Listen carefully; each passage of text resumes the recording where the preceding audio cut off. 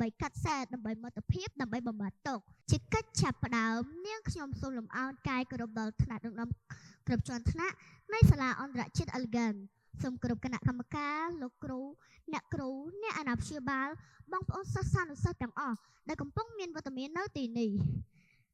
នាងខ្ញុំឈ្មោះតាវ៉ាន់ឌឿនជាសិស្សរៀននៅថ្នាក់ទី4កនៃសាលាអន្តរជាតិ Elegant ថ្ងៃនេះនាងខ្ញុំមានកិត្តិយសសូមឡើងមកធ្វើសេចក្តីអធិប្បាយបកស្រាយអំពីប្រធានបទមួយដែលមានចំណងជើងថា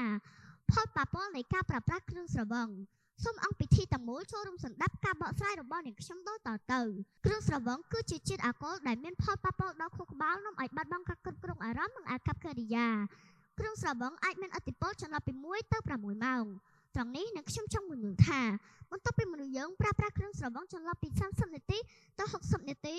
មនុស្សយើងនឹងចាប់ផ្ដើមមានអារម្មណ៍ថាគ្រឿងស្រវឹងមានឥទ្ធិពលលើការគិតនិងការផ្ដោតអារម្មណ៍ចន្លោះពី1ទៅ3ម៉ោងមនុស្សយើងនឹងចាប់ផ្ដើមមានអារម្មណ៍ថាស្រវឹងបាត់ម្ចាស់ការលើខ្លួនឯងសមត្ថភាពខួរក្បាលថយចុះមានអាការៈក្អួតចង្អោរជាដើមចន្លោះពី3ទៅ6ម៉ោងកម្រិតជាតិអាល់កុលបានថយចុះប៉ុន្តែយើងច្រើនករណីអាចបន្តដល់6ឬ8ម៉ោងប្រសិនបើអ្នកពិសាច្រើនពេកជាបន្តទៀតនេះអ្នកខ្ញុំសូមបកស្រាយលម្អិតអំពីផលប៉ះពាល់ធ្ងន់ធ្ងរនៃការប្រើប្រាស់គ្រឿងស្រវឹងដូចតទៅទី1ផលប៉ះពាល់ដល់សុខភាពការញ៉ាំគ្រឿងស្រវឹងពិតជាប៉ះពាល់ធ្ងន់ធ្ងរណាស់ដល់សុខភាពដូចជាសមត្ថភាពខួរក្បាលថយចុះរំខានដល់ការគិតការសម្រេចចិត្តនិងពិបាកក្នុងការប្រមូលស្មារតី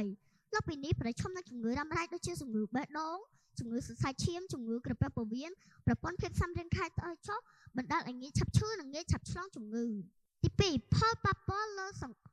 គមនិងគ្រួសារគ្រឿងស្រវឹងក៏ជាដើមហេតុចម្បងមួយនៃទំនាស់ក្នុងគ្រួសារអាចបង្កជាអំពើហិង្សាធ្វើឲ្យគ្រួសារបាត់បង់កិត្តិយសបាត់បង់ទ្រព្យសម្បត្តិបាត់បង់ប្រាក់ចំណូលគ្រួសារខ្វះភាពកក់ក្ដៅកូនរងនឹងការភ័យខ្លាចលើសពីនេះករណីគ្រោះថ្នាក់ចរាចរណ៍អំពើអសន្តិសុខសង្គមជាច្រើនករណីអាចបន្តឲ្យមនុស្សស្លាប់និងរងរបួសស្ទើរតែរៀងរាល់ថ្ងៃភាគច្រើនបណ្ដាលមកពីការសេពគ្រឿងស្រវឹងឥតមានទំនួលខុសត្រូវដូចគ្នាទី3ផលប៉ះពាល់លើផ្លូវចិត្តនិងអារម្មណ៍ការញ៉ាំគ្រឿងស្រវឹងធ្វើឲ្យមនុស្សពិបាកក្នុងការបោះបង់ពួកគេចាប់ផ្ដើមមានអារម្មណ៍តានតឹងច្របូកច្របល់ងាយឆាប់ខឹងងាយឆាប់បាក់ទឹកចិត្តសុខចិត្តបោះបង់ខ្លួនឯងតែមិនបោះបង់សូរ៉ារហូតដល់ក្រុមអ្នកនិយមការផឹកស៊ីខ្លះលើកឡើងថាផឹកដើម្បីកាត់សែដើម្បីមិត្តភាពដើម្បីបំបត្តិទុកដែលឃ្លាទាំងនេះគ្រាន់តែដើម្បីលើកស្ទួយវិស័យការផឹកស៊ីរបស់ពួកគេតែប៉ុណ្ណោះជាបន្តទៀតនេះអ្នកខ្ញុំសូមគោរពជូននៅកំណាព្យមួយតាក់ទងនឹងឥទ្ធិពលនៃគ្រឿងស្រវឹងដូចតទៅស្រាជាឃាតករអត់មេត្តាស្រាកັບប្រហាមមនុស្សប្រុសស្រីស្រានងគ្រោះថ្នាក់រៀងរាល់ថ្ងៃស្រាថោកស្រាថ្លៃខ្សែដូចគ្នាសរុបសេចក្តីមកគ្រឿងស្រវឹងអត់មានផលចំណេញអ្វីបន្តិចសោះមានតែការរំខានអត់ឈប់ឈរខូចទាំងសុខភាពខាតទាំងថវិកា